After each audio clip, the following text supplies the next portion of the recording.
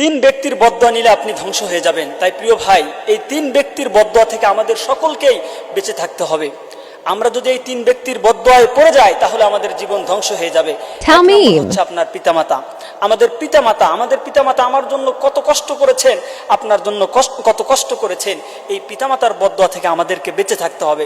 যদি তারা আমাদেরকে দোয়া করেন, এটাও যেমন বুলেটের গতিতে কবুল হয়ে যায়, অনুরূপভাবে তারা যদি বদদোয়া দেন, এটাও বুলেটের গতিতে লেগে যায়। সুতরাং তাদের বদদোয়া থেকে আমাদেরকে বাঁচতে হবে। পিতামাতার যে হকগুলো আছে, এই হকগুলো আমাদের পূরণ করতে হবে। আল্লাহ তাআলা তাদের সাথে সদাচার করার জন্য আদেশ করেছেন কোরআনুল কারীমের মধ্যে।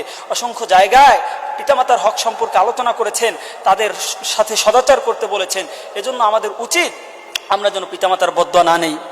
আল্লাহ পাক রব্বুল আলামিন কোরআনুল কারীমের মধ্যে বলেন, وَقَضَى رَبُّكَ أَلَّا تَعْبُدُوا إِلَّا إِيَّاهُ وَبِالْوَالِدَيْنِ إِحْسَانًا। তোমাদের রব তোমাদেরকে আদেশ করেছেন আল্লাহ ছাড়া, তোমাদের প্রভু ছাড়া অন্য কারো ইবাদত না করতে, এবং তোমাদের যাদের পিতামাতা আছে তাদের সাথে সদাচার করতে, ভালো আচরণ করতে। সুতরাং পিতামাতার সাথে কখনোই খারাপ আচরণ করা যাবে না। তাদের হকগুলো পূর্ণভাবে আদায় করতে হবে। জীবনে আমার যতই কষ্ট হোক না কেন, আপনার যতই কষ্ট হোক না কেন, সব সময় পিতামাতার হককে আদায় করতে হবে। তাদেরকে কখনো ধমক দিয়ে কথা বলা যাবে না। এই কথাও আল্লাহ তাআলা কোরআনুল কারীমের মধ্যে বলে দিয়েছেন। وَقَضَى رَبُّكَ أَلَّا تَعْبُدُوا إِلَّا إِيَّاهُ وَبِالْوَالِدَيْنِ إِحْسَانًا إِمَّا يَبْلُغَنَّ عِندَكَ الْكِبَرَ أَحَدُهُمَا أَوْ كِلَاهُمَا فَلَا تَقُل لَّهُمَا أُفٍّ وَلَا تَنْهَرْهُمَا وَقُل لَّهُمَا قَوْلًا كَرِيمًا। আল্লাহ পাক রব্বুল আলামিন বলেন, তোমাদের রবের সঙ্গে রব ছাড়া অন্য কারো ইবাদত করা যাবে না, এবং তোমাদের যাদের পিতামাতা আছে তাদের সাথে সদাচার করো।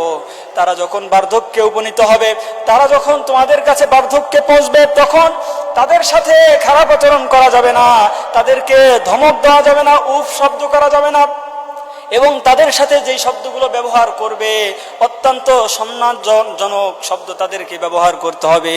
যদি পিতামাতা অসন্তুষ্ট হয় তাহলে আপনাকে জাহান্নামে যেতে হবে, আর পিতামাতা যদি সন্তুষ্ট হয় তাহলে আল্লাহ পাক রব্বুল আলামিন আপনার জন্য জান্নাতকে ওয়াজিব করে দিবেন, আপনি জান্নাতে ঢুকে যাবেন। এজন্য পিতামাতার দোয়ার দরকার আছে না নাই? সব সময় পিতামাতার দোয়া নিতে হবে। 2 নম্বর ব্যক্তি হচ্ছে মাজলুম। কোন মাজলুমের বদদোয়া নেওয়া যাবে না, কারণ আল্লাহ পাক রব্বুল আলামিন যখন মাজলুম হাত তুলে আল্লাহর দরবারে দোয়া করেন, তখন সঙ্গে সঙ্গে এই দোয়া, এই বদদোয়াকে কবুল করে নেন। এজন্য কারো উপরে জুলুম করা যাবে না, কোন মাজলুমের বদদোয়া নেওয়া যাবে না।